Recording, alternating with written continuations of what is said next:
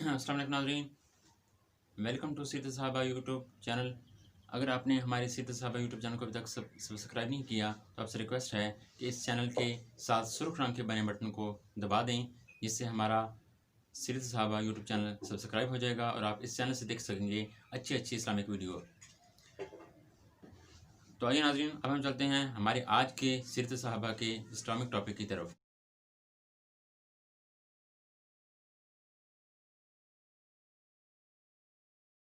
अस्सलाम वालेकुम नाज़रीन, सीरत साहबा यूट्यूब चैनल के अंदर आपको खुशामदीद कहते हैं। आज हम चलते हैं हमारे आज के इस्लामिक टॉपिक की तरफ, जिसमें आज हम पढ़ेंगे हज़रत अबू बकर सिद्दीक़ रज़ियल्लाहु अन्हु की सीरत व किरदार। हज़रत अबू बकर सिद्दीक़ के सबसे पहले हम हालाती ज़िंदगी के बारे में पढ़ते हैं। आप अमल फ़ील हाथी वाला साल के 2.5 बरस बाद मक्का मुकर्रमा में पैदा हुए। वालिदैन ने आपका नाम अब्दुल काबा रखा। जब आपने इस्लाम कबूल किया तो रसूलुल्लाह सल्लल्लाहु अलैहि वसल्लम ने आपका नाम अब्दुल्ला रख दिया। आपकी कुनियत अबू बकर थी। सदीक व अतीक आपके 2 लक़ब हैं। आपका ताल्लुक़ कबीला कुरैश की शाख बनो तमय्यम से था। आपके वालिद का नाम अबू कुहाफ़ा उस्मान बिन आमिर था, जिनका शुमार मक्का के मुअज़्ज़ज़ीन में होता है। ये फ़तह मक्का यानी 8 हिजरी तक मुसलमान नहीं हुए थे। मक्का फतह होने के बाद हज़रत अबू बकर सिद्दीक़ अपने वालिद अबू कुहाफ़ा को लेकर बारगाह रिसालत में हाज़िर हुए। इस वक्त आपकी उम्र 91 बरस थी। रसूलुल्लाह सल्लल्लाहु अलैहि वसल्लम ने जब देखा तो फरमाया, ए अबू बकर, तुमने इस बुढ़ापे में इनको क्यों तकलीफ़ दी? मुझे कहा होता मैं खुद इनके पास चला आ जाता। हज़रत अबू बकर रज़ियल्लाहु अन्हु ने फरमाया, या रसूलुल्लाह सल्लल्लाहु अलैहि वसल्लम, वो खुद चलकर आपके पास आते, ये इनके लिए इससे बेहतर था कि आप इनके पास तशरीफ़ ले जाते। रसूलुल्लाह सल्लल्लाहु अलैहि वसल्लम ने इनके सीने पर हाथ फेरा, फिर इनको कलमा पढ़कर मुसलमान किया। हज़रत अबू बकर सिद्दीक़ की वालिदा का नाम उम्मुल खैर सलमा बिनते सखर था। उन्होंने भी इस्लाम कबूल किया। हज़रत अबू बकर सिद्दीक़ ने जवानी में तजारत को ज़रिया माश बनाया। आप कपड़े की तजारत करते थे। इसी ज़माने में आपने शाम और यमन के मुतअद्दिद सफ़र किए। कबीला कुरैश में आपका एक मुकाम था। अशनाफ की खिदमत आप ही की स्पर्श थी, यानी अगर कोई शख्स किसी को कत्ल कर देता तो कातिल से दियत या खून बहा लेने का मामला आप ही करते थे। अगर आप कातिल की तरफ से ज़ामन बन जाते तो इसका एतबार होता था, किसी और की ज़मानत पर एतबार नहीं होता था। आपका मिजाज रसूलुल्लाह सल्लल्लाहु अलैहि वसल्लम से मिलता था, इसलिए दोनों में गहरी दोस्ती थी। आप जानते हैं कि रसूलुल्लाह सल्लल्लाहु अलैहि वसल्लम और हज़रत अबू बकर सिद्दीक़, जिनको गारे यार कहा जाता है, यार गार कहा जाता है, रसूलुल्लाह सल्लल्लाहु अलैहि वसल्लम को नबूवत से सरफराज किया गया तो आप मुसलमान हो गए। मर्दों में सबसे पहले आप ही ने इस्लाम कबूल किया। रसूलुल्लाह सल्लल्लाहु अलैहि वसल्लम ने एक मौका पर फरमाया था, मैंने जिसके सामने भी इस्लाम की दावत पेश की तो उसने कुछ झिझक में ज़रूर महसूस की, लेकिन जब मैंने अबू बकर रज़ियल्लाहु अन्हु के सामने अपनी दावत पेश की तो उन्होंने बगैर झिझक के इस्लाम कबूल किया। हज़रत अबू बकर रज़ियल्लाहु अन्हु की कोशिश से हज़रत उस्मान बिन अफ़ान, हज़रत ज़ुबैर बिन अवाम, हज़रत तलहा बिन उबैदुल्लाह, हज़रत साद बिन अबी वक़ास और हज़रत अब्दुर्रहमान बिन औफ मुसलमान हुए। आप रज़ियल्लाहु अन्हु एक दिन रसूलुल्लाह सल्लल्लाहु अलैहि वसल्लम और दीगर मुसलमानों को लेकर मस्जिद हराम में गए। मुशरिकीन मक्का को आपकी ये जुर्रत नागवार गुजरी। उन्होंने आपको मार कर ज़ख्मी कर दिया। आपके कबीला तमीम के लोग आपकी मदद के लिए आए और आपको उठाकर घर ले गए। जब आपको होश आया तो पहला सवाल यही किया कि रसूलुल्लाह सल्लल्लाहु अलैहि वसल्लम किस हाल में हैं। आपके कबीले के लोग इस बात पर नाराज़ होकर चले गए। वो कहने लगे, दुश्मनों से बचाया हमने है, अब कुछ होश आया है तो मोहम्मद सल्लल्लाहु अलैहि वसल्लम का पूछ रहे हैं। आपने हबशा की तरफ हिजरत करने का इरादा फरमाया।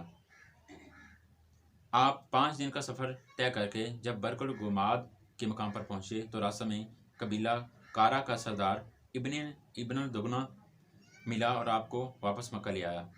इसने कुरैश के सरदारों को कहा कि मैंने अबू बकर को पनाह दी है, अब कोई आपको दुख व तकलीफ ना पहुँचाए। उन्होंने कहा, हमारी बात को मान लेते हैं, हम तुम्हारी बात को मान लेते हैं, लेकिन हमारी एक शर्त है कि वो ये कि अबू बकर अलानिया इबादत नहीं करेंगे, लेकिन ज़ाहिरी तौर पर अबू बकर इबादत नहीं करेंगे बल्कि छुप कर कर लें, सिर्फ छुप कर इबादत करेंगे।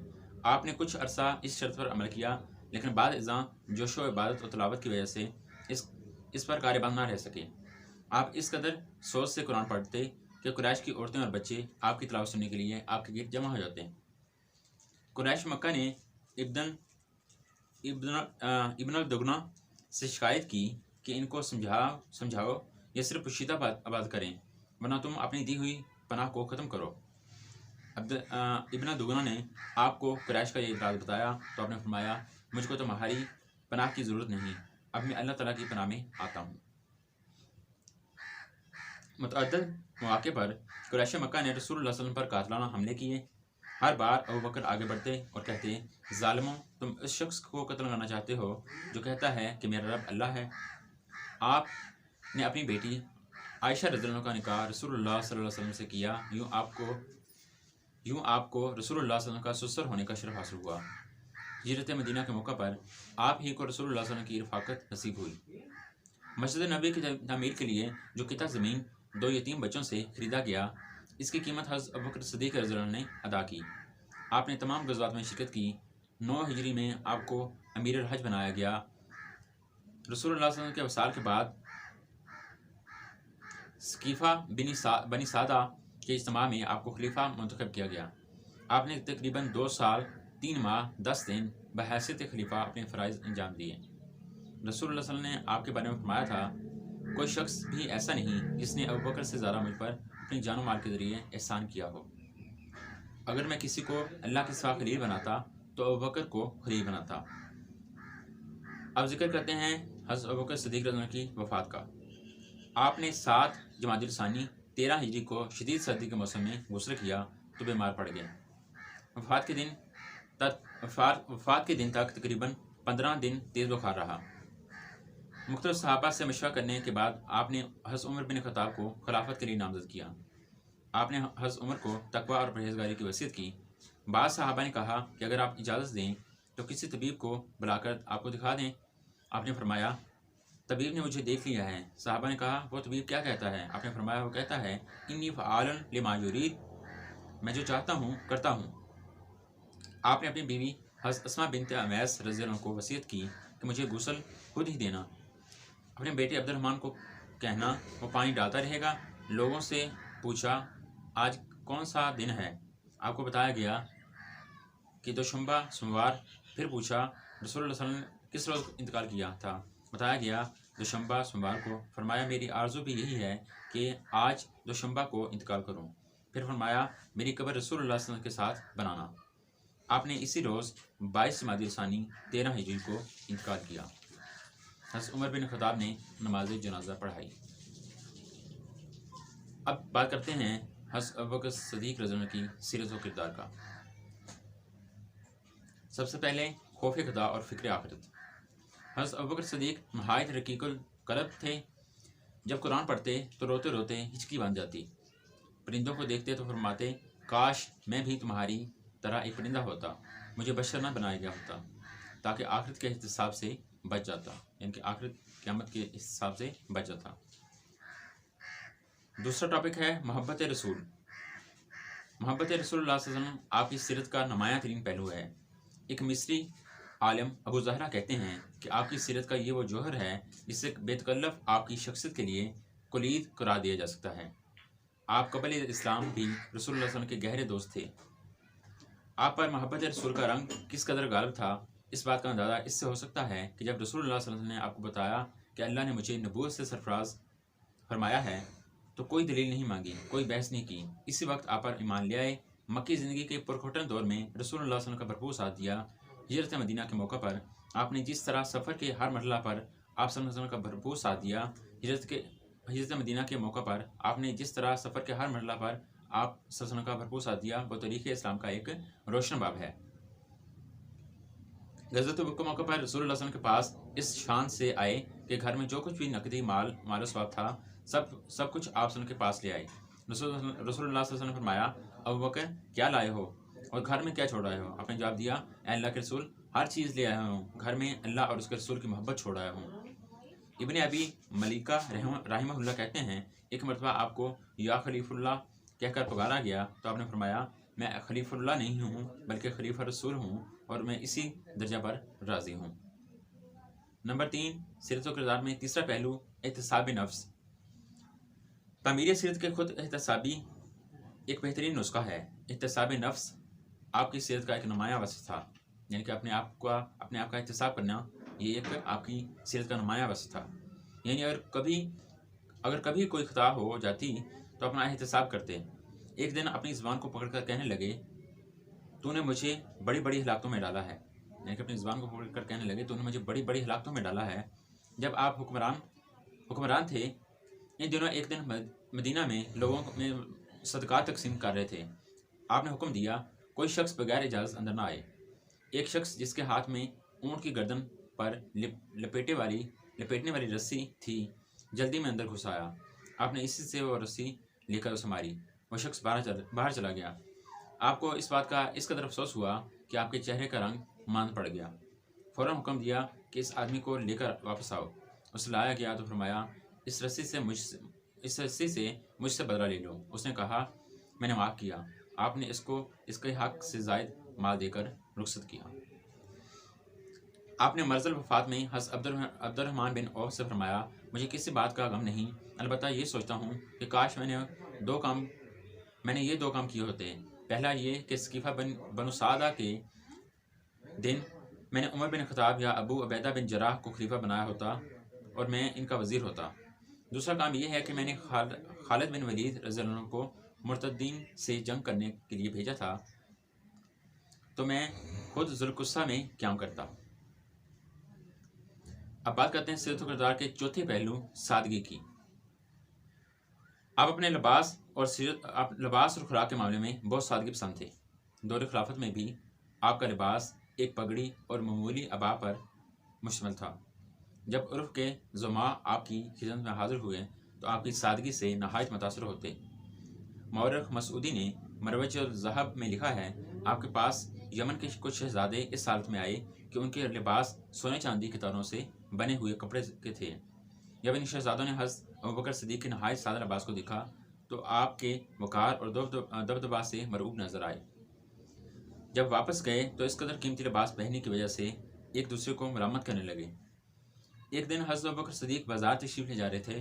آپ کی قمیض پر شانوں کے قریب معمولی چمڑے کے پیبند لگے ہوئے تھے۔ آپ کو دیکھ کر آپ کے بعض عزیزوں نے کہا، ہم نے آپ کو جملہ مہاجرین اور نصارہ پر فضیلت دی ہے۔ ان کے اس جملے کا مطلب یہ تھا کہ ہم نے تو آپ کو بحیثیت خلیفہ منتخب کیا ہے اور آپ نے اپنا یہ حال بنا رکھا ہے۔ آپ نے ان کو جواب دیا، کیا آپ لوگ یہ چاہتے ہیں کہ میں زمانہ جہالیت کے حکمرانوں کی طرح عیش پرست اور ظالم و جابر حکمران بن جاؤں؟ اللہ کی قسم میں ایسا ہرگز نہیں کروں گا۔ میرا کام اطاعت خداوندی، زہد و تقوی اور تواضع و انکساری کے علاوہ مخلوق خدا سے نرمی اور ملاطفت سے پیش آنا ہے۔ اب سیرت و کردار کا پانچواں پہلو، خودداری۔ آپ خودداری کے وصف سے مزین تھے، دوسروں کے معمولی کام کرنے سے بھی عار نہ تھے، لیکن خودداری کی وجہ سے دوسروں سے اپنا ذرا سا کام لینا بھی گوارہ نہیں کرتے تھے۔ روایت میں ہے کہ بعض اوقات یوں ہوتا کہ آپ اونٹ پر سوار ہوتے، اونٹ کی نکیل ہاتھ سے نیچے گر پڑتی تو نیچے اترتے اور خود اٹھاتے۔ ایک دن لوگوں نے کہا، اے مسلمانوں کے خلیفہ، آپ اتنی زحمت کیوں کرتے ہیں؟ ہمیں حکم دیا کریں۔ آپ نے فرمایا، میرے حبیب محمد مصطفیٰ صلی اللہ علیہ وسلم نے مجھے حکم دیا تھا کہ لوگوں سے کسی چیز کا سوال نہ کرنا۔ اب بات کرتے ہیں سیرت و کردار کے چھٹے پہلو، حلم و بردباری۔ حلم و بردباری کے زیور سے بھی آراستہ تھے۔ ایک دن آپ رسول اللہ صلی اللہ علیہ وسلم کے پاس بیٹھے ہوئے تھے، ایک شخص نے آپ سے نہایت سخت کلامی کی، آپ نے اس کو برداشت کیا اور خاموش رہے۔ دوسری بار بھی اس نے ایسا ہی کیا، آپ خاموش رہے۔ جب تیسری بار کیا تو آپ غصے میں آ گئے۔ یہ منظر دیکھ کر رسول اللہ صلی اللہ علیہ وسلم وہاں سے اٹھ کر چلے گئے۔ آپ نے محسوس کیا کہ رسول اللہ صلی اللہ علیہ وسلم کو میرا یہ جواب ناگوار گزرا ہے۔ آپ کے پاس حاضر ہوئے اور کہا، اے اللہ کے رسول، کیا آپ مجھ سے ناراض ہو گئے ہیں؟ آپ نے فرمایا، اے ابوبکر، یہ شخص تم کو جو کچھ کہہ رہا تھا، آسمان سے ایک فرشتہ اتر کر اس کو جواب دے رہا تھا، لیکن جب تم نے اس سے بدلہ لے لیا تو فرشتہ چلا گیا۔ وہاں شیطان آدم کا، اس لیے یہ مناسب نہ تھا کہ میں وہاں بیٹھا رہوں جس جگہ شیطان ہو۔ اب بات کرتے ہیں سیرت و کردار کے ساتویں پہلو، صلہ رحمی کی۔ آپ اپنے رشتہ داروں کے حقوق کا بہت خیال رکھتے تھے۔ اپنے غریب و نادار رشتہ داروں کی باقاعدگی سے مالی مدد فرماتے تھے۔ واقعہ افق کے بعد آپ نے اپنے ایک رشتہ دار مستحار رضی اللہ عنہ کی مالی مدد چھوڑ دی تھی، کیونکہ یہ بھی منافقین کے ساتھ شامل ہو کر نامناسب باتیں کرتے تھے۔ اللہ تعالیٰ نے قرآن حکیم میں اس کا ذکر کرتے ہوئے فرمایا کہ ابو بکر کو اپنے رشتہ دار کی مالی مدد بند نہیں کرنی چاہیے تھی، انہیں چاہیے کہ وہ اپنے رشتہ دار کو معاف کر دیں۔ حضرت ابو بکر نے اسی وقت توبہ کی اور اپنے رشتہ دار کی مالی مدد بحال کر دی۔ اگلا ٹاپک شجاعت۔ آپ نے تمام غزوات میں رسول اللہ صلی اللہ علیہ وسلم کا ساتھ دیا اور بہادری کے جوہر دکھائے۔ غزوہ بدر کے موقع پر صحابہ کرام نے رسول اللہ صلی اللہ علیہ وسلم کے لیے ایک کیمپ بنایا جہاں آپ قیام فرمائیں۔ اس کیمپ کی حفاظت کے فرائض حضرت ابوبکر صدیق رضی اللہ عنہ نے ادا کیے۔ مکی دور نبوت میں جب مشرکین مکہ نے ایک موقع پر رسول اللہ صلی اللہ علیہ وسلم پر حملہ کیا تھا تو آپ ہی آگے بڑھے اور ان کے حملہ کو ناکام کیا۔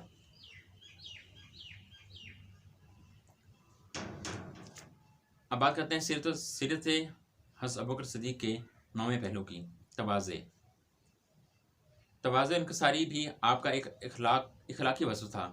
خلیفہ رسول اللہ صلی اللہ علیہ وسلم کی حیثیت سے جب آپ کی تعظیم کی جاتی تو فرماتے، تم میری تعظیم میں مبالغہ کر رہے ہو۔ اگر کسی سے اپنی مداح کے الفاظ سن لیتے تو دل ہی دل میں کہتے، اے اللہ مجھے ان لوگوں کے حسن ظن کے مطابق بنا دے، میرے گناہوں کو معاف کر دے، اور جو لوگ میری بیجا تعریف کرتے ہیں اس پر میری گرفت نہ کرنا۔ آپ کا 10واں وصف انفاق فی سبیل اللہ۔ آپ اپنے مال کو اللہ کی راہ میں خرچ کرنے کے عادی تھے۔ ہجرت مدینہ کے موقع پر آپ کے گھر میں 5000 درہم تھے۔ یہ سب مال سفر کی خاطر لے لیا۔ روایت میں ہے کہ آپ کے والد ابو قحافہ جو اس وقت غیر مسلم تھے، اپنی پوتی حضرت اسماء کو کہنے لگے، مجھے معلوم ہوتا ہے کہ تمہارا باپ تمہارے لیے گھر میں کچھ بھی چھوڑ کر نہیں گیا۔ حضرت اسماء کہتی ہیں، بڑھاپے کی وجہ سے میرے دادا کی بصارت ختم ہو چکی تھی، میں نہیں چاہتی تھی کہ آپ کو کوئی صدمہ پہنچے، اس لیے ان کو مطمئن کرنے کے لیے ایک ترکیب سوچی۔ وہ برتن جس میں 5000 درہم تھے اب وہ خالی تھا۔ اس میں گھر میں پڑے ہوئے چھوٹے چھوٹے خوبصورت پتھر ڈال دیے، پھر اوپر کپڑا ڈال دیا۔ آپ دادا کو کہا، آپ گھبرائیں نہیں، وہ تو سب کچھ گھر میں چھوڑ گئے ہیں۔ یہ کہہ کر دادا کا ہاتھ پکڑ کر برتن پر لگا دیا کہ یہ دیکھ لو، تمام درہم جو ہیں وہ برتن میں پڑے ہیں۔ وہ مطمئن ہو گئے، وہ راضی ہو گئے۔ سبحان اللہ۔ دعوت اسلام کے لیے آپ نے جو مالی قربانیاں دیں ان کا اعتراف کرتے ہوئے رسول اللہ صلی اللہ علیہ وسلم نے فرمایا تھا، کسی کے مال نے مجھے اتنا نفع نہیں دیا جتنا کہ ابوبکر صدیق کے مال نے دیا ہے۔ یہ سن کر حضرت ابوبکر رونے لگے اور کہا، اے اللہ کے رسول، میں اور میرا مال سب کچھ آپ ہی کا ہی ہے۔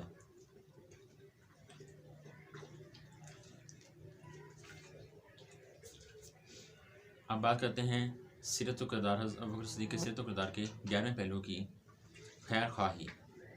دوسرے لوگوں کے لیے خیر خواہی کے جذبات رکھنا یہ بہت بڑی اخلاقی صفت ہے، یعنی کہ دوسروں کے لیے خیر خواہی کے جذبات رکھنا، کہ دوسروں کے ساتھ بھلا کریں۔ آج کل کے دور میں تو ایسا کچھ بھی موجود نہیں ہے، لیکن دوسروں کے لیے خیر خواہی کے جذبات رکھنا یہ بہت بڑی اخلاقی صفت ہے۔ آپ میں یہ صفت بدرجہ عتم پائی جاتی تھی۔ قبل اسلام بھی آپ اپنی قوم کے بہت بڑے خیر خواہ تھے۔ نبوت کے 6 برس جب دوسری ہجرت حبشہ ہوئی تو مشرکین مکہ کے مظالم کی وجہ سے آپ نے بھی مکہ سے نکل کر حبشہ کی طرف روانہ ہوئے۔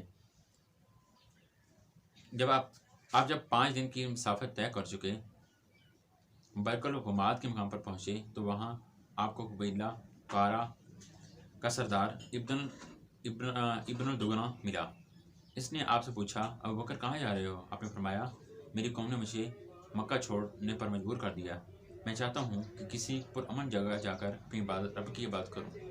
ابن الدغنہ نے کہا، یہ نہیں ہو سکتا کہ آپ ایسا سخی و مہمان نواز، محتاجوں و مساکین کی مدد کرنے والا، اپنے رشتہ داروں سے اچھا سلوک کرنے والا اور حوادث حق میں لوگوں کا مددگار یوں مکہ سے نکل کر مجبور ہو جائے۔ میں تمہیں پناہ دیتا ہوں، واپس اپنے شہر مکہ چلو اور وہاں اپنے رب کی عبادت کرو۔ اس کے کہنے پر آپ واپس مکہ آئے۔ ابن الدغنہ نے مکہ آ کر قریش کے سرداروں کے سامنے بھی آپ کے ان اخلاقی اوصاف کا ذکر کیا اور کہا، تم ایسے ہی عظیم شخص کو شہر چھوڑنے پر مجبور کر رہے ہو۔ اب بات کرتے ہیں سیرت و کردار کے 12ویں پہلو کی، امانت و دیانت۔ عباس محمود العقاد مصری کے الفاظ ہیں، حضرت ابوبکر صدیق رضی اللہ عنہ ہر معاملے میں امین سے بڑھ کر امین تھے، ایمان میں امین تھے، دوستی اور صداقت میں امین تھے۔ خلافت کے آغاز میں آپ بیت المال سے کوئی وظیفہ نہیں لیتے تھے۔ جب خلافت کا آغاز ہوا تو آپ بیت المال سے کوئی وظیفہ نہیں لیتے تھے، آپ اپنی روزی تجارت کے ذریعے کماتے تھے۔ صحابہ نے آپ سے کہا کہ اگر آپ اب بھی روزی کمانے کی فکر میں رہے تو خلافت کی ذمہ داریاں کس طرح ادا کریں گے؟ آپ یہ تجارت چھوڑ دیں، بیت المال سے آپ کا وظیفہ مقرر ہونا چاہیے۔ آپ نے ان کی یہ بات مان لی۔ یہ مقدار کس قدر کم تھی اس کا اندازہ اس سے ہو سکتا ہے کہ ایک بار آپ کی زوجہ محترمہ نے سوچا کہ حلوہ پکائیں۔ آپ سے کچھ رقم کا مطالبہ کیا۔ آپ نے فرمایا میرے پاس گنجائش نہیں۔ سلیقہ شعار بیوی نے محدود آمدنی میں سے کچھ دن بچت کر کے حلوہ پکانے کا انتظام کر لیا۔ جب آپ کو خبر ہوئی تو فرمایا معلوم ہوتا ہے جتنی رقم کی تم بچت کرتی رہی ہو اس رقم کے بغیر بھی ہمارا گزارا ہو سکتا ہے، اس لیے آئندہ اتنی رقم بیت المال سے نہ لی جائے۔ ابن سیر نے الکامل فی تاریخ میں لکھا ہے کہ آپ نے وہ رقم جو بیوی نے بچت کر کے محفوظ کی تھی وہ بیت المال میں جمع کر دی۔ سبحان اللہ۔ آپ کی امانت و دیانت کے اعلیٰ معیار کو دیکھتے ہوئے حضرت عمر بن خطاب نے ایک بار کہا تھا ابوبکر آپ نے اپنے پیچھے آنے والوں کے لیے بڑی مشکلات پیدا کر دی ہیں۔ اب بات کرتے ہیں سیرت و کردار کے 13ویں پہلو کی، خدمت خلق۔ خدمت خلق آپ کی سیرت کا نمایاں وصف تھا۔ مدینہ میں ایک یتیم اور لاوارث لڑکی تھی، آپ روزانہ اس کی بکریوں کا دودھ نکال کر اسے دیتے تھے۔ جب آپ خلیفہ منتخب ہوئے تو اس لڑکی کی زبان سے یہ الفاظ نکلے، اے اب میری بکریوں کا دودھ نکال کر کون دے گا؟ یعنی کہ اس یتیم بچی نے کہا کہ اب میری بکری کا دودھ نکال کر کون دے گا؟ یعنی آپ تو خلیفہ بن گئے ہیں۔ جب آپ رضی اللہ عنہ تک اس لڑکی کی بات پہنچی تو آپ نے فرمایا اللہ کی قسم خلافت مجھے ان کاموں سے نہیں روک سکتی، یعنی کہ میں ان کاموں سے خلیفہ بننے کی وجہ سے میں ان کاموں سے روک نہیں سکتا، بلکہ میں آپ کو بکری کا دودھ دھو کے دیا کروں گا، بکری کا دودھ نکال کے دیا کروں گا۔ سبحان اللہ، اس طرح کی خدمت سے خلق پہ قربان جائیں۔ اب بات کرتے ہیں سیرت و کردار کے 14ویں پہلو کی، تقویٰ۔ آپ تقویٰ کی صفت سے آراستہ تھے۔ ایک دن آپ کے غلام نے کھانے کی کوئی چیز لا کر آپ کو دی، آپ نے اسے کھا لیا۔ غلام کہنے لگا آپ کو معلوم ہے کہ یہ چیز میں نے کن پیسوں سے خریدی؟ آپ نے فرمایا نہیں۔ وہ کہنے لگا میں عہد جاہلیت میں کہانت فال نکالنے کا کام کرتا تھا، اس کا معاوضہ مجھے اب ملا، میں نے یہ چیز انہی پیسوں سے خریدی ہے۔ آپ نے یہ بات سنتے ہی کہہ کر دی اور اپنے پیٹ کو اس سے صاف کر دیا۔ یعنی کہ جو فال نکالنے کا کام جو ہے یہ کیونکہ رسول اللہ صلی اللہ علیہ وسلم نے اس سے منع فرمایا ہے، رسول اللہ صلی اللہ علیہ وسلم نے فال نکالنے سے اور مطلب کہ جانوروں کے کتے وغیرہ کی رقم وصول کرنے سے اس طرح کی چیزوں کی معاوضے سے رسول اللہ نے منع فرمایا ہے، اور ان چیزوں کو بھی رسول اللہ نے برا جانا ہے۔ اس وجہ سے جب حضرت ابوبکر صدیق کو پتہ چلا کہ اس نے ان چیزوں کے معاوضے سے یہ چیز خریدی ہے تو آپ نے فوراً کہہ کر دی اور جو کچھ پیٹ میں تھا وہ باہر نکال دیا اور اپنے پیٹ کو صاف کر لیا۔ اب بات کرتے ہیں سیرت و کردار کے 15ویں پہلو کی، زاہد و درا۔ آپ دنیا کی بے ثباتی کو خوب جانتے تھے، اس لیے اس سے کنارہ کشی اختیار کرتے تھے۔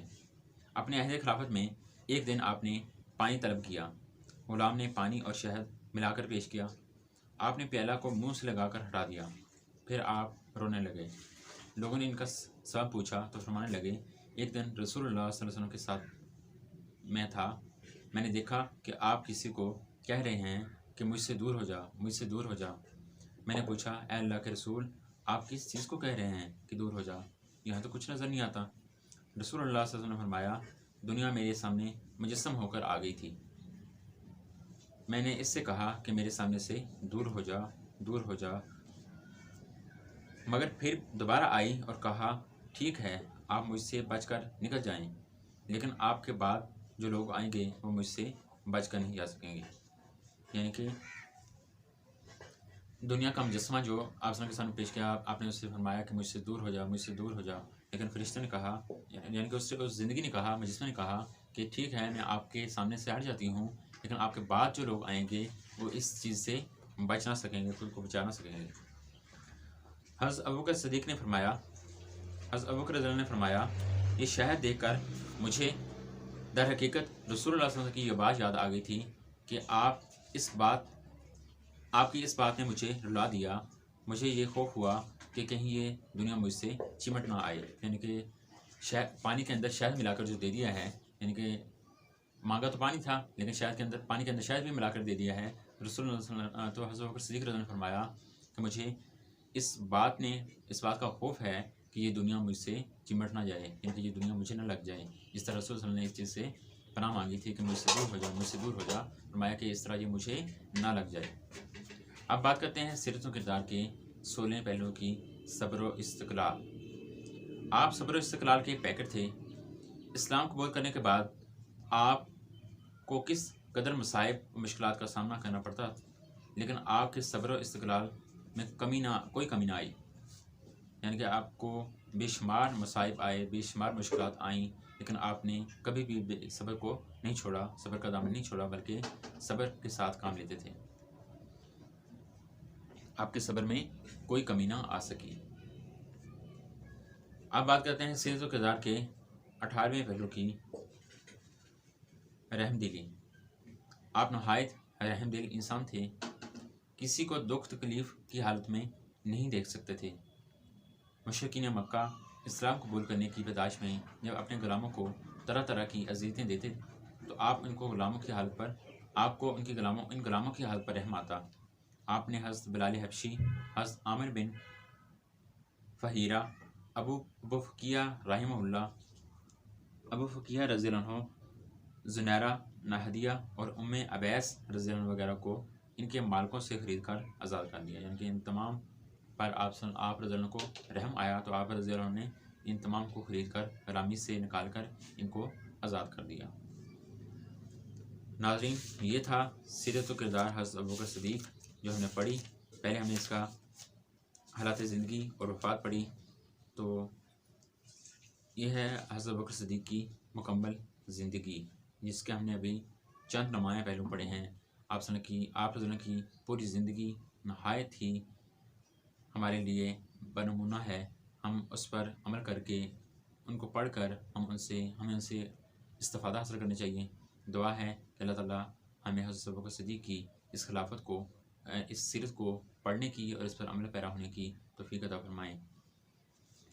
اب چلتے ہیں اگلے ٹاپک کی طرف۔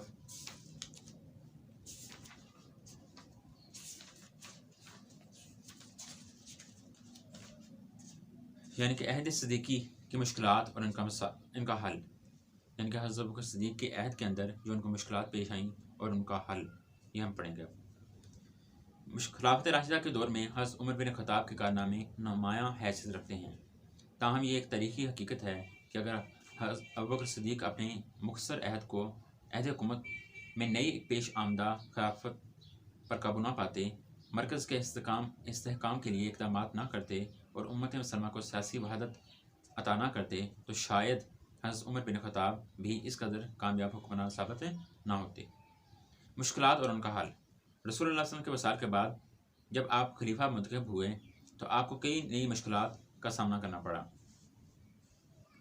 مملکت اسلامیہ میں نئے مسائل نے جنم لیا، پورے عرب میں ارتداد و بغاوت کی ایک لہر دوڑ گئی، امت مسلمہ پر انتہائی مشکل وقت آن پڑا اور ہر طرف اندھیرے چھا گئے۔ حضرت عبداللہ بن مسعود رضی اللہ عنہ فرماتے ہیں، رسول اللہ صلی اللہ علیہ وسلم کی وفات کے فوراً بعد ہم مسلمانوں کو ایسے حالات سے دوچار ہونا پڑا کہ اگر اس وقت حضرت ابوبکر صدیق ہماری رہنمائی کے لیے نہ ہوتے تو ہم ہلاک ہو جاتے۔ حضرت عائشہ صدیقہ فرماتی ہیں، رسول اللہ صلی اللہ علیہ وسلم کی وفات ہوئی اور میرے باپ پر ایسے حوادث و مصائب ٹوٹ پڑے کہ اگر بڑے بڑے مضبوط پہاڑوں پر گرتے تو ان کو ریزہ ریزہ کر دیتے۔ ایک طرف مدینہ میں نفاق گھسا ہوا تھا اور دوسری جانب عرب مرتد ہونے لگے تھے۔ حضرت عروہ بن زبیر فرماتے ہیں، اس وقت حالت یہ ہو گئی تھی کہ تمام عرب کے قبائل یا تو سب کے سب مرتد ہو چکے تھے یا ان میں سے کچھ لوگ مرتد ہو چکے تھے، کوئی بھی پورا قبیلہ مسلمان نہیں رہا تھا۔ ہر طرف نفاق پھیل رہا تھا اور اب یہود و نصارہ بھی للچائی ہوئی نظروں سے مسلمانوں کو دیکھ رہے تھے۔ مسلمان کی حالت اپنی قلت اور دشمن کی کثرت کی وجہ سے ان بھیڑ بکریوں کی سی ہو گئی تھی، جو شدید سردی کی رات کو طوفانی بارش میں گھری ہوئی اور نہایت حیران و پریشان ہو گئی ہوں۔ حضرت ابوبکر صدیق رضی اللہ عنہ نے نہایت جرأت و ہمت، فہم و فراست اور کمالی حکمت و تدبر سے ان سب مسائل پر مکمل قابو پا لیا۔ امت مسلمہ کی سیاسی وحدت اور مرکز کے استحکام کے لیے آپ کے اقدامات کی افادیت بہت زیادہ ہے۔ جیش اسامہ رضی اللہ عنہ کی روانگی۔ حضرت اسامہ رضی اللہ عنہ رسول اللہ صلی اللہ علیہ وسلم کے آزاد کردہ غلام حضرت زید رضی اللہ عنہ کے بیٹے تھے۔ حضرت اسامہ جو تھے وہ حضرت زید رضی اللہ عنہ کے بیٹے تھے۔ 8 ہجری میں رسول اللہ صلی اللہ علیہ وسلم نے رومیوں کے مقابلے کے لیے جو فوج روانہ کی تھی، اس کے سپہ سالار حضرت زید بن حارثہ رضی اللہ عنہ تھے۔ موتا کے مقام پر 3000 اسلامی فوج کا مقابلہ 1 لاکھ رومی فوج سے ہوا۔ اس معرکہ میں حضرت زید بن حارثہ شہید ہو گئے تھے۔ اس لڑائی میں مسلمان اپنے مقاصد حاصل نہ کر سکے تھے، اس لیے رسول اللہ صلی اللہ علیہ وسلم نے اپنی حیات مبارکہ کے آخری دنوں میں رومیوں کے مقابلے کے لیے ایک اور فوج تیار کی، جس کی سپہ سالاری حضرت اسامہ بن زید کو عطا فرمائی۔ ایک روایت یہ ہے کہ ابھی یہ لشکر مدینہ سے روانہ نہیں ہوا تھا کہ رسول اللہ صلی اللہ علیہ وسلم کا انتقال ہو گیا۔ دوسری روایت یہ ہے کہ یہ لشکر مدینہ سے روانہ ہو کر کچھ ہی فاصلہ پر یعنی مقام جرف میں پہنچا تھا کہ رسول اللہ صلی اللہ علیہ وسلم کی شدید بیماری کی خبر پہنچی، اس لیے یہ لشکر اسی مقام پر رک گیا۔ جب آپ صلی اللہ علیہ وسلم کی وفات کی خبر ملی تو یہ لشکر واپس مدینہ آ گیا۔ حضرت ابوبکر صدیق رضی اللہ عنہ کے سامنے پہلا مسئلہ یہی تھا کہ اب اس لشکر کو رومیوں کے مقابلے کے لیے روانہ کیا جائے یا اس میں ہم کو روک دیا جائے۔ صحابہ میں اس اکثریت کی رائے یہ تھی کہ مرتدین کی طرف سے مدینہ پر حملہ کا شدید خطرہ ہے، اس لیے اس نازک موقع پر اتنی بڑی فوج کو رومیوں کے مقابلے میں بھیجنا کسی صورت بھی مناسب نہیں۔ حضرت ابوبکر صدیق رضی اللہ عنہ کا ایک ہی عزم تھا کہ وہ قدم جو رسول اللہ صلی اللہ علیہ وسلم نے اٹھایا تھا اس کے ہر صورت تکمیل ہونی چاہیے۔ آپ کا موقف یہ تھا کہ جس لشکر کی روانگی کا حکم خود رسول اللہ صلی اللہ علیہ وسلم نے دیا اسے میں کس طرح روک سکتا ہوں۔ آپ نے فرمایا، قسم ہے اس ذات کی جس کے ہاتھ میں میری جان ہے، اگر مدینہ اس طرح خالی ہو جائے کہ صرف میں اکیلا ہی رہ جاؤں اور درندے اور کتے مجھ پر حملہ آور ہو جائیں، میں پھر بھی اسامہ رضی اللہ عنہ کو رسول اللہ کے حکم کے مطابق اس مہم پر روانہ کروں گا۔ جب صحابہ رضی اللہ عنہ کو یقین ہو گیا کہ آپ ہر صورت جیش اسامہ کو بھیجنا چاہتے ہیں تو حضرت عمر کو اپنا نمائندہ بنا کر اس کے پاس بھیجا۔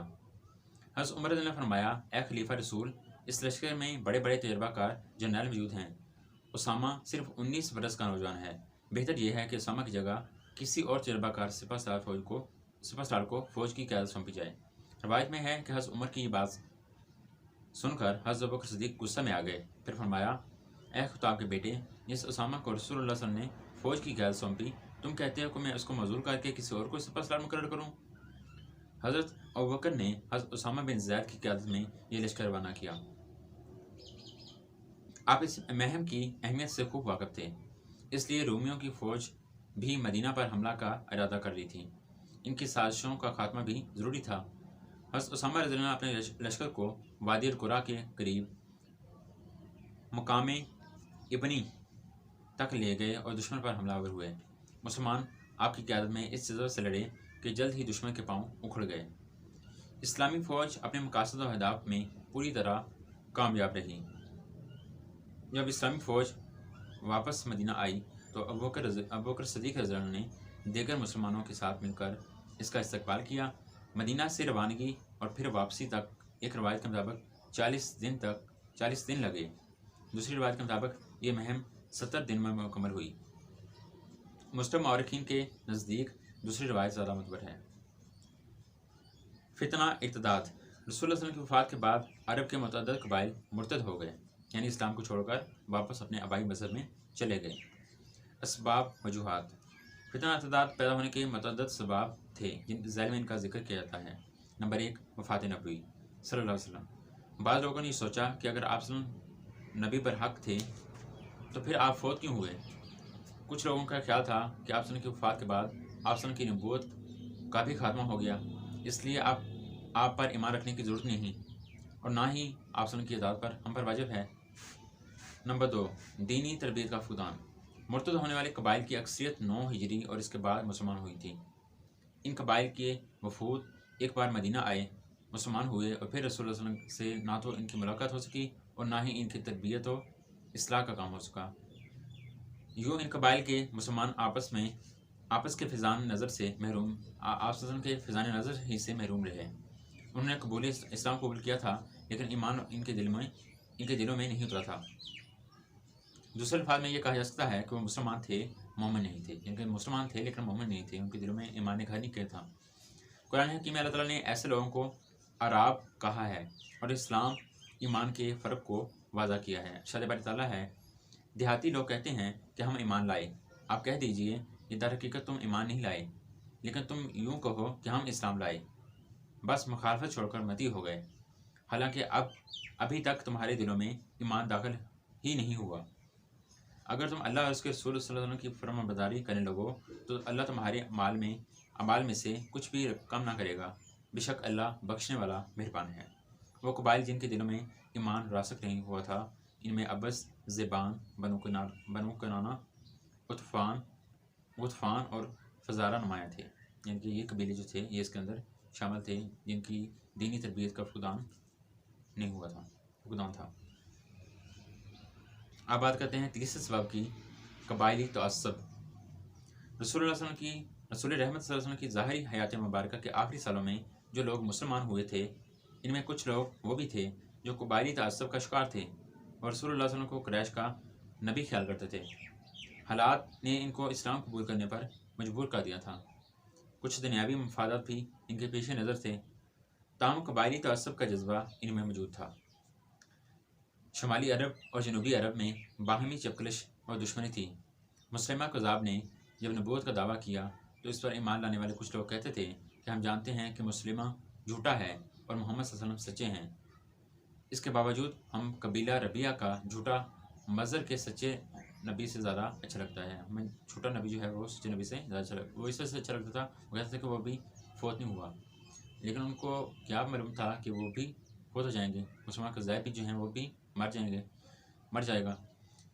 مسلمان کذاب وہ بدبخت آدمی تھا جس نے نبوت کا جھوٹا دعویٰ کیا تھا کہ میں نبی ہوں، یعنی کہ رسول اللہ کے وفات کے بعد اس نے دعویٰ کیا کہ میں نبی ہوں، حالانکہ آپ سن پر یہ وحی کے ذریعے قرآن کریم میں بار بار فرما دیا گیا کہ آپ آخری نبی ہیں، نبی آخری زمان ہیں۔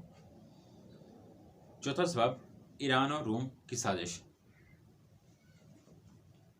ایران اور روم اس دور کی دو بڑی عالمی طاقتیں تھیں۔ ایران کے مجوسی آتش پرست اور روم کے عیسائی سلطنت اسلامیہ کو اپنے لیے بڑا خطرہ سمجھتے تھے، اس لیے انہوں نے اپنے زیر اثر قبائل کو مسلمانوں کے خلاف خوب بھڑکایا اور اسلام کی شمع کو بجھانے کے لیے سازش تیار کی۔ سلطنت اسلامیہ سے انہیں جو خوف و خطرہ تھا، اس کا اندازہ اس سے بھی ہو سکتا ہے کہ جب ان کی سازشیں ناکام ہو گئیں تو حضرت بکر صدیق کے صرف 2 سال دور حکومت کے بعد حضرت عمر بن خطاب کے دور میں ہی یہ دونوں بڑی طاقتیں زمین بوس ہو گئیں، یعنی کہ ختم ہو چکی تھیں یہ دونوں طاقتیں، ایران اور روم کی۔ پانچواں سبب، عیاشانہ طرز زندگی۔ بعض عرب قبائل بنیادی طور پر عیاشانہ طرز زندگی گزارنے کے عادی تھے۔ شراب نوشی، جوا، بے حیائی کے مشاغل ان کے پسندیدہ مشاغل تھے۔ اسلام نے ان کی عیاشی کے سب دروازے بند کر دیے تھے۔ یہ چاہتے تھے کہ ان کا سابق طرز زندگی دوبارہ واپس آ جائے، یعنی کہ وہ دوبارہ اپنی اس وجہ سے لوٹ گئے کیونکہ وہ عیش پسند تھے۔ چھٹا سبب، عرب سرداروں کے مفادات۔ عرب میں بنیادی طور پر قبائلی نظام تھا، قبیلے کا سردار ہر قسم کے اختیارات کو استعمال کرتا تھا۔ عرب میں سلطنت اسلامیہ کے قائم ہونے کے بعد ان عرب سرداروں کے اختیارات و مفادات پر بھی ضد پڑی تھی۔ یہ چاہتے تھے کہ سلطنت اسلامیہ کا خاتمہ ہو جائے اور ان کے اختیارات انہیں واپس مل جائیں، یعنی کہ وہ چاہتے تھے کہ اب جو ہے اسلامی سلطنت جو ہے وہ ختم ہو جائے اور دوبارہ ہمیں ہماری عرب سرداری دوبارہ مل جائے۔ آٹھواں سبب جو کہ فتنہ ارتداد کا سبب تھا وہ یہ ہے، حکومت کی اطاعت۔ اگر یہ کہا جائے تو غلط نہیں ہوگا کہ بعض عرب قبائل نے دلی طور پر اسلام قبول ہی نہیں کیا تھا، بلکہ انہوں نے محض بعض مجبوریوں کی وجہ سے اسلامی سلطنت کی اطاعت کی تھی۔ اس نئے حالات کو دیکھتے ہوئے وہ اس اطاعت کو اپنی گردنوں سے اتارنا چاہتے تھے۔ وسائل آمد و رفت کی کمی۔ اگلا ٹاپک ہے وسائل آمد و رفت کی کمی۔ اس دور میں وسائل آمد و رفت کی حالت بہتر نہ تھی۔ اسلامی سلطنت کے وہ علاقے جو دور دراز تھے، دارالحکومت مدینہ سے ان کا رابطہ کم تھا، ان کو مکمل طور پر کنٹرول میں رکھنے کے لیے بہت سے اقدامات کی ضرورت تھی، اور یہ کام اتنا آسان نہیں تھا۔ دور دراز علاقوں مثلاً حضر موت، عمان، بحرین وغیرہ میں ارتداد کا فتنہ پھیلنے کا سب سے اہم سبب یہی تھا۔ یہود کی سازش۔ سلطنت اسلامیہ کے قیام سے عرب میں یہود کی کمر ٹوٹ چکی تھی۔ انہوں نے اپنی ذلت اور رسوائی کا بدلہ لینے کے لیے بعض عرب قبائل کو ارتداد کی طرف اکسایا۔ واقعات اور اقدامات۔ کیا واقعات ہوئے اور ان کے لیے کیا اقدامات کیے گئے؟ نمبر 1، خلیفہ رسول اللہ صلی اللہ علیہ وسلم کا اعلان عام۔ وہ لوگ جو مرتد ہو چکے تھے، ان کے لیے خلیفہ رسول اللہ صلی اللہ علیہ وسلم نے اعلان عام کیا تاکہ وہ واپس اپنے دین میں آ جائیں۔ آپ رضی اللہ عنہ نے فرمایا، تم میں سے جو لوگ اسلام کا اقرار کرنے اور اس پر عمل کرنے کے بعد اپنے دین سے پھر گئے ہیں، انہوں نے در حقیقت شیطان کی آواز پر لبیک کہا ہے۔ میں مسلمانوں کے لشکر کو تمہاری طرف بھیج رہا ہوں۔ میں نے ان کو حکم دیا ہے کہ وہ اس وقت تک کسی سے نہ تو جنگ کریں اور نہ کسی کو قتل کریں جب تک اللہ کی طرف اس کو دعوت نہ دیں۔ اس دعوت کو جو شخص قبول کرے گا، اسلام کا اقرار کرے گا، اپنی شرارت اور فتنہ انگیزی سے باز آ جائے گا اور نیک عمل کرے گا، اسے قبول کیا جائے گا، اور جو شخص انکار کرے گا تو جو میں نے حکم دیا ہے اس سے قتال کیا جائے گا، یعنی کہ اس سے جنگ لڑی جائے گی جو اس حکم کی خلاف ورزی کرے گا۔ مرتد امراء کی سرکوبی۔ مرتد امراء میں زیادہ مشہور یہ تھے: نعمان بن منظر نے بحرین میں، لقید بن مالک نے عمان میں، اور اشد بن قیس نے کندہ میں مرتد ہو کر بغاوت کا اعلان کیا۔ حضرت ابوبکر صدیق نے ان مرتد امراء کی سرکوبی کے لیے اسلامی فوج کے دستے روانہ کیے۔ علا بن حضرمی رضی اللہ عنہ نے بحرین کے امیر نعمان بن منظر کو قتل کیا۔ حذیفہ بن محسن رضی اللہ عنہ نے عمان کے سردار لقید بن مالک کو قتل کیا۔ زیاد بن لبید رضی اللہ عنہ نے علاقہ کندہ کے سردار اشد بن قیس کو شکست دینے کے بعد گرفتار کیا اور پھر اسے مدینہ بھیج دیا۔ جب اس سے حضرت ابوبکر صدیق کے سامنے پیش کیا گیا تو اس نے دوبارہ اسلام قبول کر لیا تھا، اور پھر اسی دین پر اس کا خاتمہ ہوا۔ اب بات کرتے ہیں سیاسی بغاوت کی۔ عرب میں متعدد قبائل ایسے تھے جو ابھی مسلمان نہیں ہوئے تھے۔ یہ قبائل اپنے آبائی مذاہب پر قائم تھے۔ یہودی، عیسائی، مجوسی، مشرکین، ان سب کی ایک اچھی خاصی تعداد موجود تھی۔ پروفیسر فلپ ہارٹی کہتا ہے، پیغمبر اسلام کی زندگی میں جزیرہ نمائے عرب کی 1/3 سے زیادہ آبادی مسلمان نہیں ہو سکی تھی۔ خود حجاز، جو پیغمبر اسلام کی سرگرمیوں کا اصل میدان تھا، اس کا حال یہ تھا کہ آپ کی وفات سے 1 یا 2 سال پہلے مکمل طور پر مسلمان ہوا تھا۔ جو وفد پیغمبر اسلام کی خدمت میں آتے تھے، ظاہر ہے کہ ان کو پورے عرب کا ترجمان نہیں کہا جا سکتا تھا، اور کسی وفد کے مسلمان ہو جانے کی حقیقت اس سے زیادہ نہیں تھی کہ ایک قبیلہ کے سرداروں نے اسلام قبول کر لیا تھا۔ ان غیر مسلم قبائل میں بنو تمیم، بنو حنیفہ، مزر، بنو عامر، غسان، قزاع اور اہل حضر موت شامل تھے۔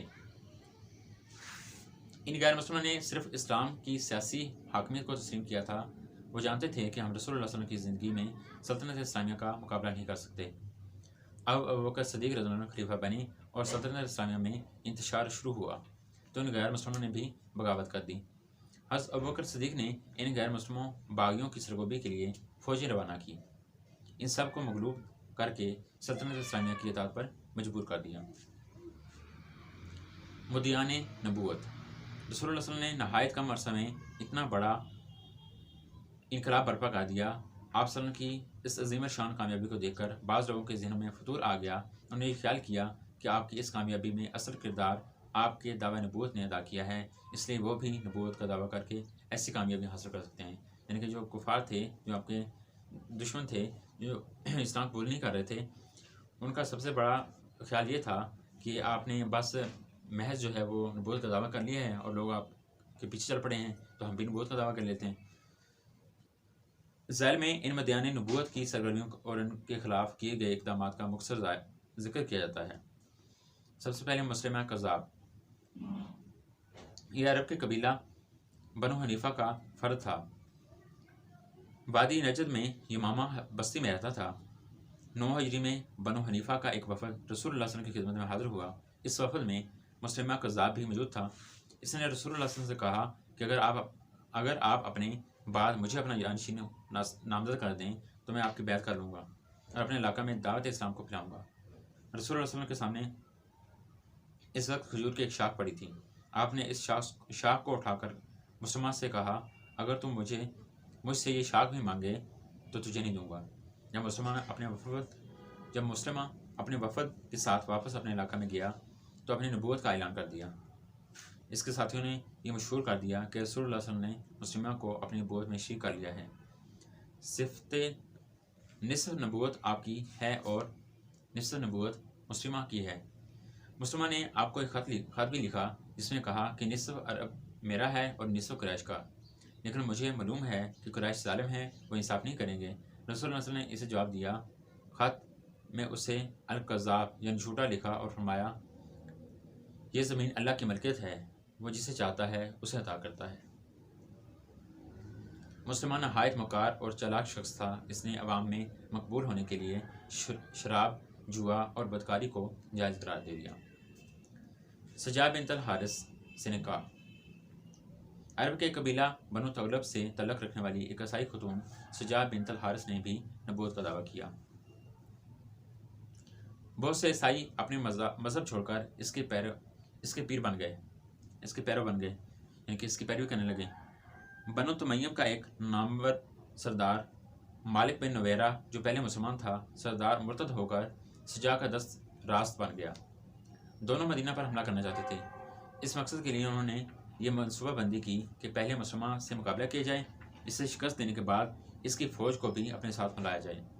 سجا بنت الحارث جب اپنی فوج لے کر مسلمہ سے لڑنے کے لیے گئی تو وہاں مسلمہ کی محبت میں گرفتار ہو گئی، یعنی کہ مسلمہ کی محبت میں آ گئی۔ مسلمہ اور سجا رشتہ ازدواج میں بندھ گئے، دونوں کا آپس میں نکاح ہو گیا۔ مسلمہ کی سرکوبی۔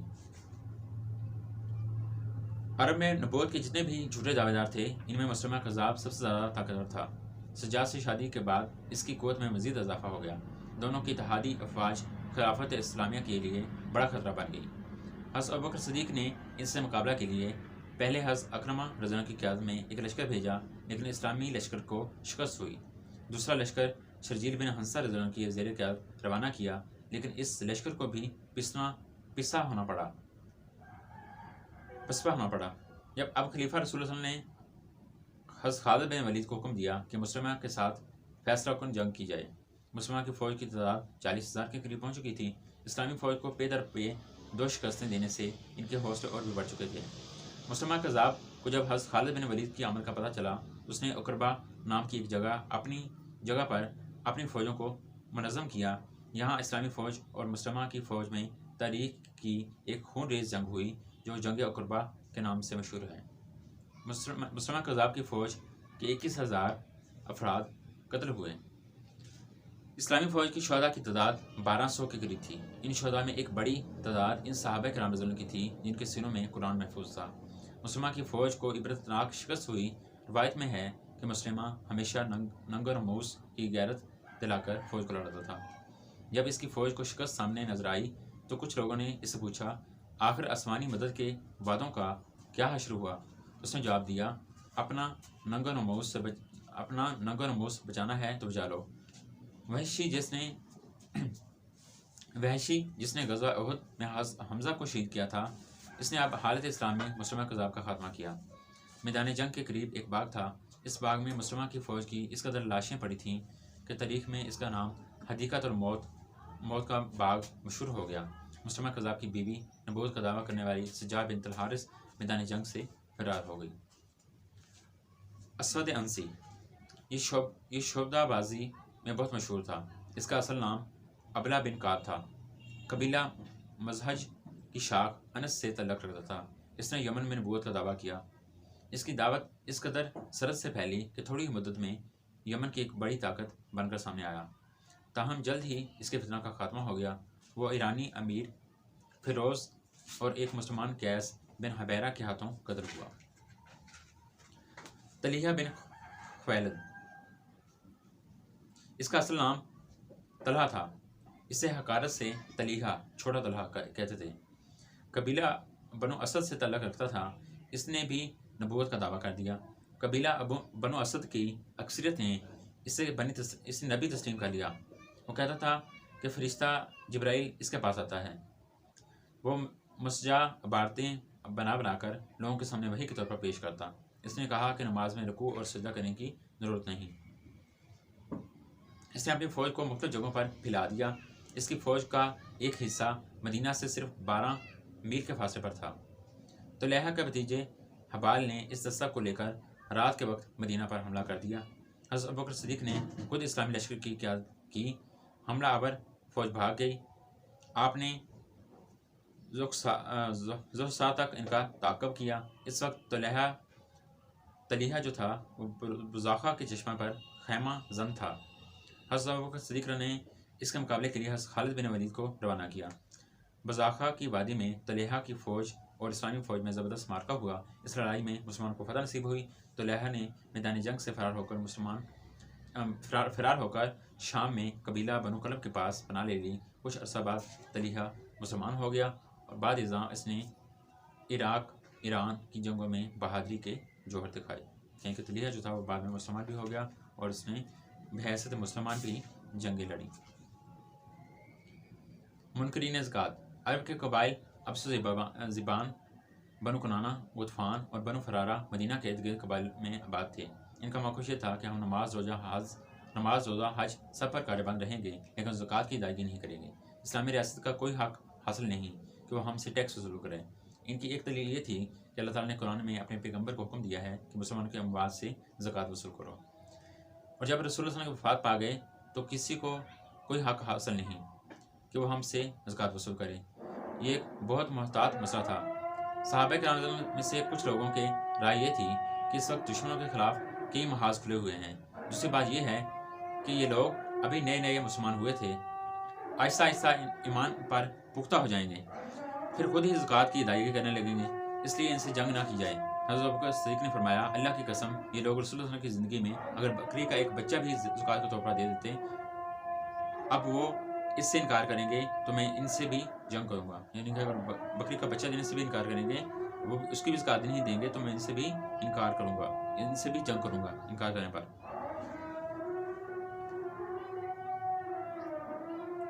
اذان ہو رہی ہے، تھوڑا سا قیام کرتے ہیں۔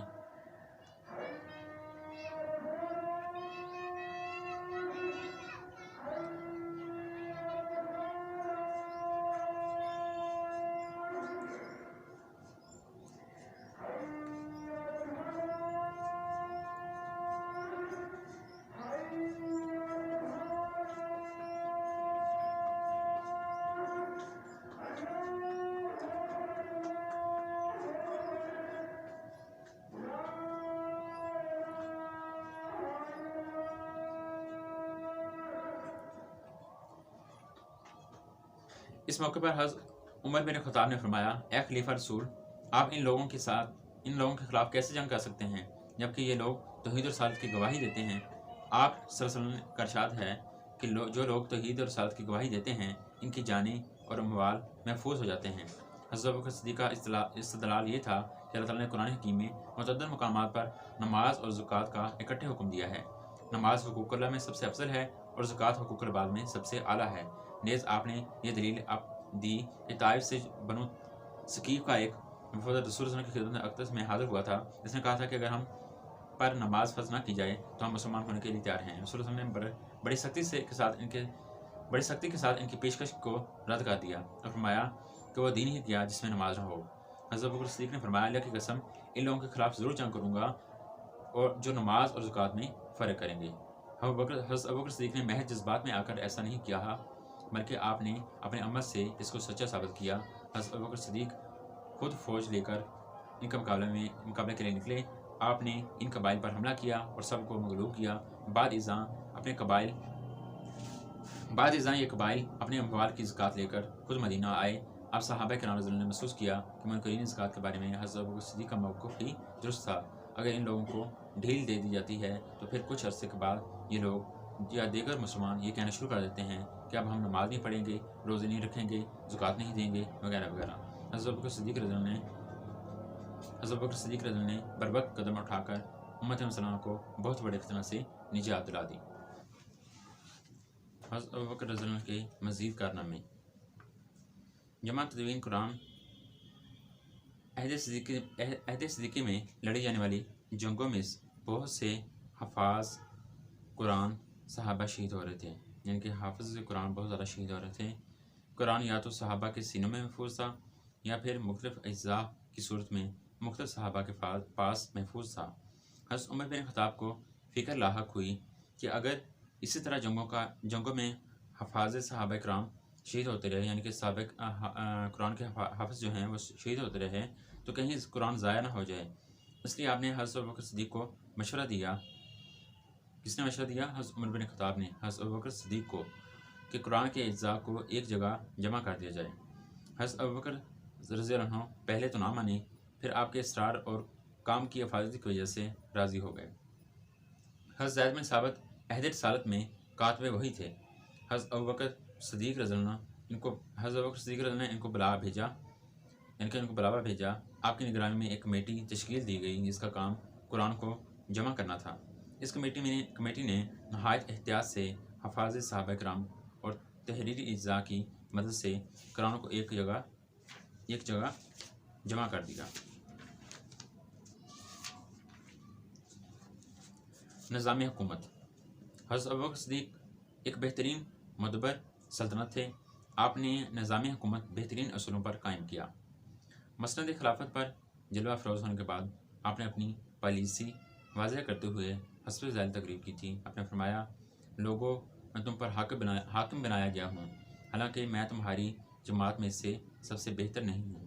یعنی کہ حضرت ابوبکر صدیق یہ نہیں کہتے کہ میں سب سے بہتر ہوں، بلکہ فرمایا کہ میں تم سے بہتر نہیں ہوں۔ اگر میں اچھا کام کروں تو میری اطاعت کرنا، اور اگر غلط کام کروں تو مجھے سیدھا کر دینا۔ یعنی کہ اگر تو میں سیدھے راہ پر چلوں، سیدھا کام کروں تو تم میری اطاعت کرنا، اور اگر میں غلط کام کروں تو میری نافرمانی کرنا، مجھے سزا دینا۔ تمہارا ضعیف فرد بھی میرے نزدیک قوی ہے، یہاں تک کہ میں دوسروں سے اس کا حق اس کو نہ دلا دوں، اور تمہارا قوی شخص میرے نزدیک کمزور ہے، یہاں تک میں اس سے دوسروں کا حق نہ حاصل کر لوں۔ یاد رکھو، جو قوم جہاد فی سبیل اللہ چھوڑ دیتی ہے، اللہ تعالیٰ اسے ذلیل و رسوا کر دیتا ہے۔ اگر میں اللہ تعالیٰ اور اس کے رسول اللہ صلی اللہ علیہ وسلم کی اطاعت کروں تو تم میری اطاعت کرو، اور اگر ان کی نافرمانی کروں تو تم پر میری اطاعت فرض نہیں۔ آپ حکومت کے معاملات مجلس شورا کے مشورہ سے سر انجام دیتے تھے۔ جہاں اختلاف کی ضرورت ہوتی وہاں دلائل سے مجلس شورا کو قائم کرتے تھے۔ آپ نے سلطنت اسلامیہ کو مختلف صوبوں میں تقسیم کر رکھا تھا اور ان پر گورنر مقرر کیے تھے جن کو والی کہا جاتا تھا۔ آپ اپنے گورنروں کو کہتے تھے کہ اگر لوگوں کی اصلاح کرنا چاہتے ہو تو پہلے اپنی اصلاح کرو، یعنی کہ اگر آپ چاہتے ہو کہ ہم لوگوں کی اصلاح کریں، دوسرے لوگوں کو سیدھے راہ پر لائیں، تو سب سے پہلے اس کا جو بنیادی کام ہے وہ کیا ہے کہ اپنے آپ کو سیدھا کرنا۔ ہمارے لیے بھی ایک نمونہ ہے کہ اگر ہم کسی کو دعوت دینا چاہتے ہیں تو سب سے پہلے اس کام کو ہمیں خود اپنانا چاہیے۔ یعنی کہ 5 وقت نماز پڑھتے ہیں ہم خود، پابندی نماز ہے، یعنی کہ نماز کو اس کے وقت پر ادا کرتے ہیں۔ ہمارے اندر نماز سنت طریقے سے پڑھنے کی ہم سمجھتے ہیں کہ ہم سنت نبی کے وقت پڑھتے ہیں، تو پھر ہمیں دوسروں کو اس کی تلقین کرنی چاہیے کہ آپ بھی نماز پڑھیں۔ اس طریقے سے اگر ہم زکوٰۃ خود ادا کرتے ہیں تو دوسرے لوگوں کو حکم دینا چاہیے کہ آپ زکوٰۃ ادا کریں۔ اس طریقے سے ان پر جو ہے وہ آپ کے عمل کا، آپ کے کہنے کا زیادہ اثر ہوگا۔ لیکن اگر آپ دوسروں کو تلقین کرتے رہیں اور خود جو ہیں وہ اس سے منہ پھیرتے رہیں تو پھر جو ہیں وہ دوسرے بھی اس پر عمل پیرا نہیں ہو سکتے جب تک کہ آپ خود اس پر عمل کرنا ہو۔ یعنی کہ اگر آپ لوگوں کی اصلاح کرنا چاہتے ہیں تو پہلے اپنی اصلاح کرو، لوگ خود بخود ٹھیک ہو جائیں گے۔ آپ جب کسی کو والی مقرر کرتے تھے، یعنی کہ جب کسی کو ولی مقرر کرتے تھے، کسی کو حاکم کرتے تھے، تو اس کی صلاحیتوں کو معیار بناتے تھے۔ اقرار اقربا پروری کو پسند نہیں کرتے تھے۔ اپنے آپ گورنروں کا احتساب بھی کرتے تھے۔ اگر معاملہ سنگین ہوتا تو اسے معذور کر دیتے تھے۔ آپ کے دور میں حکومت کا مالی نظام انہی بنیادوں پر قائم تھا جو رسول اللہ صلی اللہ علیہ وسلم کے دور میں تھی۔ آپ کے عہد حکومت میں کوئی باقاعدہ تنخواہ دار فوج نہ تھی۔ جب ضرورت پڑتی مسلمان جہاد کے لیے اکٹھے ہو جاتے۔ آپ نے اپنے عہد میں سپہ سالار کا مستقل عہدہ قائم کیا۔ باقی امیران لشکر اس کے ماتحت ہوتے تھے۔ سب سے پہلے یہ عہدہ حضرت خالد بن ولید کو ملا تھا۔ آپ کے عہد میں ذمیوں غیر مسلموں سے نہایت اچھا سلوک ہوتا تھا۔ کسی کو یہ ہمت و جرأت نہیں تھی کہ وہ ذمیوں کے حقوق کو پامال کرے، یعنی کہ جو غیر مسلم ذمی اسے کہتے ہیں جو غیر مسلم ہوں لیکن مسلمانوں کے علاقے میں رہتے ہوں، یا کوئی غیر مسلم کا علاقہ سے مسلمانوں نے فتح کر لیا ہے اور وہاں کے صلح اور امن کے ساتھ وہاں کے غیر مسلموں کو وہاں پر رہنے کی اجازت دی ہوئی ہے، تو وہ کیا ہے اسلامی فوج کے لیے، یعنی اسلامی نظام حکومت کے لیے وہ کیا ہے ذمی ہیں، ٹھیک ہے۔ تو ذمیوں سے نہایت اچھا سلوک ہوتا تھا۔ حضرت ابوبکر صدیق اتنے ہی بڑے مفکر اور مدبر بھی تھے جتنے عظیم مومن اور صاحب یقین تھے۔ عباس محمود مصری لکھتے ہیں، ابوبکر صدیق ہر معاملے میں امین سے بڑھ کر امین تھے۔ ایمان میں امین تھے، دوستی اور صداقت میں امین تھے۔ بوڑھے ہو گئے مگر شعور کی حرارت، یقین کے جوش، مروت اور وقار اور محبت رسول میں کوئی فرق نہ آیا۔ بوڑھے ہو گئے اور ہر فضیلت بڑی ہو کر اپنی انتہا کو پہنچ گئی، یعنی کہ بوڑھے بھی ہو گئے اور اپنی ہر جو کام تھا، ہر جو نیک عمل تھا وہ بھی ان کی فضیلت کو پہنچ گیا، بہت زیادہ کرتے گئے۔ شرعی اور دینی امور میں انہوں نے جو عظیم الشان کارنامے سرجام دیے اور ان کی بنا پر شاہ ولی اللہ دہلوی حضرت ابوبکر صدیق کی خلافت خاصہ کا عہدہ قرار دیتے ہیں۔ محمد حسین ہیکل لکھتے ہیں، حضرت ابوبکر صدیق کی اختیار کردہ سیاست کامیابی اور ظہر مندی کی ضامن تھی۔ ان کا عہد جہاں عدل و انصاف اور رعایا پر شفقت کے لحاظ سے اپنے نظیر نہیں رکھتا تھا، یعنی کہ اپنی مثال نہیں رکھتا تھا، وہاں اس اول العزی کا بھی جواب نہیں، جس کا نمونہ انہوں نے اپنے مختصر عہد حکومت میں پیش کیا۔ یعنی کہ ان کے عدل و انصاف کا بھی پوری دنیا کے اندر مثال نہیں ملتی تھی، جس کا جواب، اس کا نمونہ انہوں نے اپنے مختصر عہد میں حکومت میں پیش کیا۔ یعنی کہ مختصر سا عہد حکومت تھا، صرف 2 برس کا، 2.5 برس کا، جو ان کو 2.25 برس کا جو ان کو عہد حکومت ملا تھا، ان کے اندر انہوں نے عدل و انصاف اتنا قائم کر رکھا تھا کہ ان کی مثال دنیا کے اندر نہیں ملتی۔